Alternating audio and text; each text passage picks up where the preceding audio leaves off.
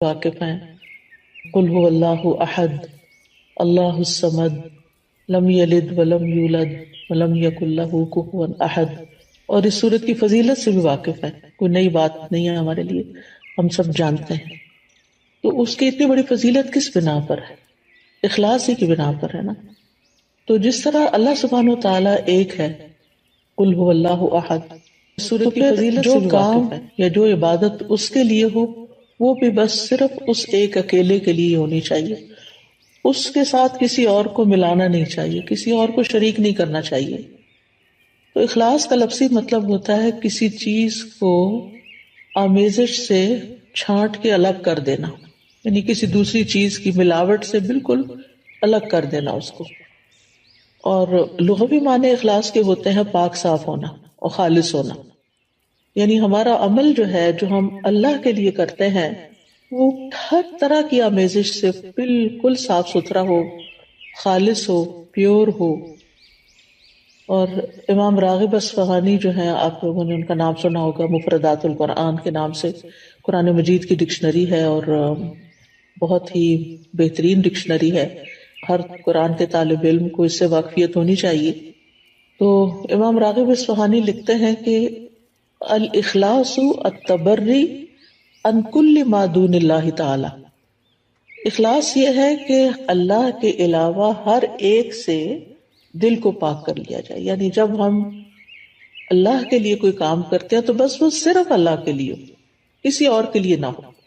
اس کے بارے میں کئی ایک اقوال ہیں، لیکن جیسے عز ابن عبد السلام کا قول ہے، وہ کہتے ہیں کہ اخلاص یہ ہے کہ انسان اطاعت کے کام کو اللہ اکیلے کے لیے خالص کرتے ہوئے انجام دے. کس طرح؟ وہ اس طرح کہ اس عمل کے ذریعے سے لوگوں سے اپنی تعظیم اور توقیر یعنی عزت کا ارادہ نہ کرے، یعنی کوئی اچھا کام کر کے پھر وہ لوگوں سے توقع نہ رکھے کہ اب چونکہ اس نے اچھا کام کر لیا ہے اس لیے سب اس کو عزت دیں. مثال کے طور پر اگر ایک ٹیچر ہے، میں اپنے آپ کو ہی لیتی ہوں کہ مجھے تعلیم دینے کے بعد، پڑھانے کے بعد، سکھانے کے بعد جن کو میں سکھا رہی ہوں ان سے یہ توقع نہیں رکھنی چاہیے کہ اب چونکہ میرا ان پہ احسان ہے لہٰذا یہ اس کا بدلہ کم از کم اس صورت میں تو ضرور دینا کہ یہ مجھے رسپیکٹ دیں. اور اگر وہ رسپیکٹ نہ دیں تو پھر مجھے بہت برا لگے اور میں ڈسہارٹ ہو جاؤں اور پھر میں اپنا کام چھوڑ دوں اور لوگوں سے بدظن ہو جاؤں اور پھر ان کے خلاف ادھر ادھر غیبت چغلی شروع کر دوں اور فرسٹریشن کا شکار ہو جاؤں. تو یہ سارا نتیجہ کس بات کا ہے کہ میرے اصل کام میں اخلاص ہی نہیں تھا. تبھی تو میں اس نتیجے پہ پہنچی، اس ہلاکت کے گڑھے میں، کہ فرسٹریشن کا شکار ہوئی. اور اس فرسٹریشن میں پڑھ کے پھر میں نے جس مقصد اور جس نیت اور جس جذبے اور جس بڑے بڑے ارادے کے ساتھ میں نکلی تھی وہ تو وہیں رہ گیا نا، وہ تو چلا گیا کہیں اور، ختم ہو گیا سب کچھ. پھر وہ کہتے ہیں کہ اور نہ کوئی دینی نفع حاصل کرنے کا مقصد ہو اور نہ کوئی دنیاوی نقصان دور کرنے کا ارادہ ہو، یعنی کچھ بھی اور نہ، ہر چیز ہٹا دی جائے سوائے اس کے کہ اللہ کی رضا سامنے ہو. اسی طرح یہ بھی کہا جاتا ہے کہ اخلاص کا صحیح مفہوم یہ ہے کہ انسان زندگی میں جو بھی عمل کرے اور جس سطح کی اور جس شکل کی بھی عبادت کرے، یعنی عبادت کی مختلف شکلیں ہیں نا، ایک تو نماز روزہ ہے ہی ہماری فارمل عبادت، اور ایک اس کے علاوہ جو ہے وہ جیسے امام ابن تیمیہ نے عبادت کی تعریف کی ہے نا کہ ہر قول اور ہر عمل جو ہے ظاہر ہو یا باطن ہو وہ اللہ کی تعظیم اور محبت کے ساتھ کیا جائے. یعنی جتنے بھی ہمارے ظاہری اعمال ہیں یا باطنی اعمال اگر وہ اللہ کے لیے کیے جا رہے ہیں تو ساری عبادت بن جاتے ہیں، اللہ کے بتائے ہوئے طریقے کے مطابق ہیں، اس کی رضا کے مطابق ہیں. تو بہرحال جتنی بھی عبادت کی شکلیں ہیں تو انسان کا دل اس عبادت اور عمل میں صرف اور صرف اس بات پہ مطمئن ہو کہ میں یہ عبادت صرف اللہ تعالیٰ کی رضا کے لیے کر رہا ہوں. اور اسی طرح انسان اپنے دل کو ہر طرح کے نفسانی، ظاہری، باطنی خواہشات سے پاک کرے اور اپنی ساری حرکات، سکنات اور ہمارے خیالات اور یہ جتنی بھی چیزیں ہیں ان سب میں صرف اللہ سبحانہ و تعالیٰ کی رضا مقصود ہو. یعنی ہم ایک ہاتھ بھی اٹھائیں، ہمارا مسکرانا بھی، ہمارا دیکھنا بھی، ہمارا چلنا پھرنا، یعنی جو ہی ہمارے ذہن میں یہ خیال آئے کہ فلاں مجھے دیکھ کے کہے گا واہ کیا اسمارٹ ہے یا کتنی ایکٹیو ہے یا کتنا، تو فوراً اس طرف سے توجہ ہٹا لی جائے. ایسا شخص لوگوں سے کتنا بے نیاز ہو جاتا ہے نا، لوگوں کی تعریف سے بے نیاز ہو جاتا ہے، لوگوں کی طرف سے پہنچنے والے فائدے کی توقع سے بے نیاز ہو جاتا ہے کہ یہ اس طرح میری قدر کرے گا اور اس طرح مجھے اپریشیٹ کرے گا. یہ ایسا انسان سارے چنگلوں سے ایک طرح سے آزاد ہو جاتا ہے، کیونکہ اس کی نظر صرف اللہ کی رضا پہ لگی ہوئی ہوتی ہے. اللہ سبحانہ وتعالیٰ نے قرآن مجید میں ہمیں حکم بھی دیا ہے سورۃ البینہ میں، وَمَا أُمِرُوا إِلَّا لِيَعْبُدُوا اللَّهَ مُخْلِصِينَ لَهُ الدِّينَ حُنَفَاءَ وَيُقِيمُوا الصَّلَاةَ وَيُؤْتُوا الزَّكَاةَ وَذَلِكَ دِينُ الْقَيِّمَةِ.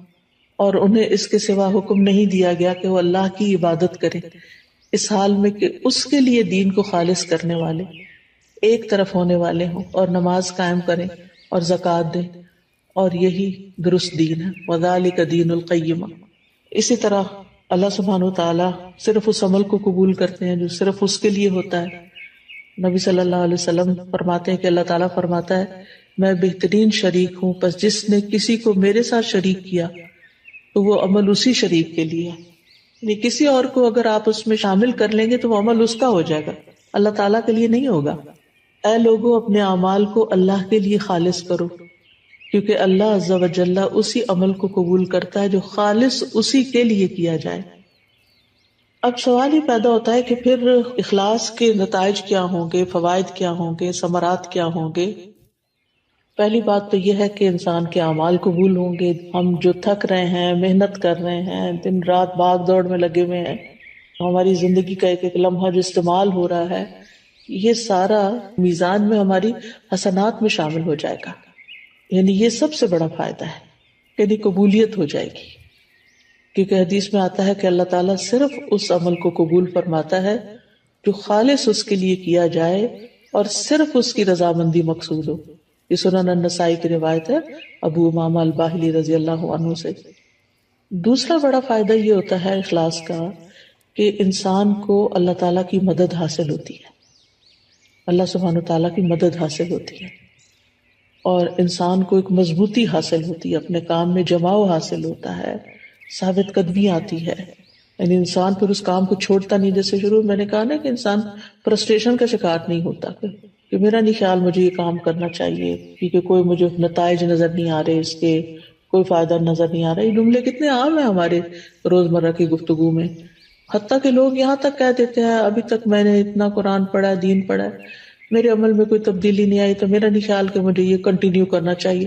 بعض اسٹوڈینٹس کہتے ہیں ہمیں یہ کورس کنٹینیو نہیں کرنا چاہیے کیونکہ ہم کچھ زیادہ تو فائدہ حاصل نہیں کر رہے. بھائی ایک ایفرٹ تو لگا رہے ہیں، ایک نیک کام میں ایفرٹ لگا رہے ہیں، اس کا فائدہ آپ کو دنیا میں ہی چاہیے اور لوگوں کو دکھانے کے لیے چاہیے کہ آپ بہت اچھے ہو چکے ہیں. اللہ کے ہاں اگر وہ قبول ہو رہا ہے اور جمع ہو رہا ہے تو وہی سب سے بڑا فائدہ ہے کہ آپ کا وقت فضول کاموں کی بجائے ایک اچھے کام میں استعمال ہو رہا ہے. تو اس طرح یہ ہے کہ انسان کے اندر ایک مضبوطی آتی ہے اور وہ نیک کاموں کو چھوڑتا نہیں ہے. اور جیسے پہلے بھی بات ہوئی کہ قبولیت آتی ہے اور اللہ سبحانہ وتعالیٰ انما یتقبل اللہ من المتقین، تو جب قبول ہوتا ہے عمل تو پھر مدد بھی آتی ہے اللہ سبحانہ وتعالیٰ کی. اچھا، تیسرا فائدہ کیا ہے؟ تیسرا فائدہ یہ ہے کہ انسان کا دل جو ہوتا ہے وہ بہت سی بیماریوں سے پاک ہو جاتا ہے، دل کے امراض کا علاج ہو جاتا ہے. یہ بالکل ایسے ہی ہے نا جیسے اگر کسی میلے برتن میں آپ صاف پانی ڈالنا شروع کر دیں تو وہ ڈالتے ڈالتے جو اس کا میل کچیل ساری دھل دلا کے بالکل صاف پانی اس میں جا کے ٹھہر جائے گا.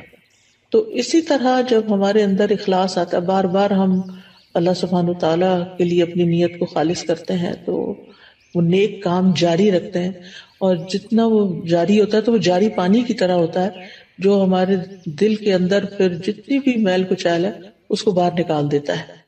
تو دل کی بیماریاں، سب سے بڑی بیماری تو نفاق ہی ہے، اور نفاق اپوزٹ ہے اخلاص کا. پھر اسی طرح نفاق کی جو علامتیں ہیں اور دیگر جو برائیاں ہیں جیسے حسد ہے، کینہ ہے، بغض ہے، خیانت ہے، یہ ساری چیزیں. پھر اسی طرح یہ ہے کہ حدیث میں آتا ہے 3 چیزیں ایسی ہیں جن کی وجہ سے ایک مسلمان کا دل دھوکہ نہیں کھا سکتا، یعنی حسد یا کینہ نہیں رکھتا. ایک ہے کہ اللہ کے لیے خالص عمل کرنا، دوسرا ہے مسلمانوں کے ائمہ کے ساتھ خیر خواہی کرنا، یعنی اپنے لیڈرز کے ساتھ خیر خواہی کرنا، اور تیسرا مسلمانوں کی جماعت سے جڑ کے رہنا۔ بے شک دعا مانگنا ان کی حفاظت کرتا ہے، یعنی مسلمانوں کی دعا جو ہوتی ہے وہ ایک دوسرے کے لیے فائدہ مند ہوتی ہے۔ وَلُزُومُ جَمَاعَتِهِمْ فَإِنَّ الدَّعْوَةَ تُحِيطُ مِن وَرَائِهِمْ۔ میں دیکھتی ہوں واٹس ایپ کے گروپ میں، جس گروپ میں ہوں، کہ کوئی ایک بیمار ہوتا ہے تو سارے کنسرنڈ ہو جاتے ہیں اور ہر ایک دعائیں کرنے لگتا ہے، اور حقیقت ہے کہ ایسے دل پکڑا جاتا ہے۔ جب میں واٹس ایپ کھولتی ہوں، میں سینئر سٹاف کا جو گروپ ہے اس کا وہ نمبر دیکھتی ہوں کہ کافی میسیجز ہیں، تو میں سوچتی ہوں اللہ خیر کرے، لگتا ہے یا کوئی بیمار ہے یا کوئی فوت ہو گیا ہے یا کوئی، تو یہ اسی صورت میں سب کی دعائیں ملتی ہیں نا جب جڑے ہوئے ہیں، اور اگر جڑے ہوئے ہی نہیں ہیں، آپ اکیلے ہی زندگی بسر کر رہے ہیں تو بس پھر اکیلے ہی ہیں بہرحال۔ پھر اسی طرح اخلاص کا چوتھا فائدہ یہ ہے کہ جو دنیاوی عمل بھی جو ہوتے ہیں نا، دنیاوی کام جیسے کھانا پینا ہے، بچے پیدا کرنا ہے، شوہر بیوی کا تعلق ہے، خرید و فروخت ہے، یہ سارے کام بھی اخلاص کی وجہ سے نیک اعمال میں شامل ہو جاتے ہیں۔ جیسے صحابہ نے نبی صلی اللہ علیہ وسلم سے پوچھا تھا کہ اللہ کے رسول، ہم میں سے اگر کوئی اپنی خواہش پوری کرتا ہے تو کیا اسے اس میں بھی اجر ملتا ہے؟ تو آپ نے فرمایا بتاؤ، اگر وہ خواہش حرام جگہ پوری کرتا ہے تو کیا اس پر گناہ ہوتا؟ تو اسی طرح جب وہ اسے حلال جگہ پوری کرتا ہے تو اس کے لیے اجر ہی اجر ہے۔ تو اس میں آپ دیکھیں کہ مثلاً آپ والدین کی خدمت کر رہے ہیں، اپنے روزمرہ کے کاموں میں آپ دیکھیں کہ کچھ کام تو آپ خالص دینی کام کر رہے ہوتے ہیں، لیکن بہت سے کام دن بھر میں دنیاوی کام بھی ہمارے روٹین میں شامل ہو جاتے ہیں، جیسے کھانا پکانا ہے، کھانا سرو کرنا ہے، برتن سمیٹنا ہے، بچوں کے پیچھے پڑ کے ان کو کھلانا ہے، بزرگ ہیں تو ان کے چڑچڑے پن کے باوجود ان کے ساتھ خیر خواہی کا معاملہ کرتے ہوئے ان کی ضروریات کا خیال رکھنا ہے، یہ سارے کام بندے کو تھکا دینے والے ہوتے ہیں، اور اینڈ آف دا ڈے پھر یا آوازیں بلند ہونے لگتی ہیں انسان کی، یا پھر